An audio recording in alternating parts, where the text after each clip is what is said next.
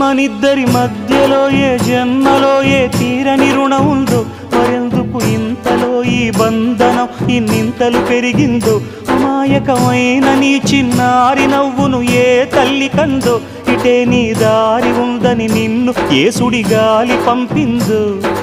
పాపం పుణ్యం దేవుడికెరుక, పేదకు దొరికిన బంగారు కణిక, పాలు వెన్నాలేవని అనక ప్రేమను తాగి పెరగవెసిలక. వలేసే పాడు లోకం కంటపడక ఉండు నాయనక, ఇలా నా గుండెలోనే గువ్వల కొలు ఉండిపోయింక.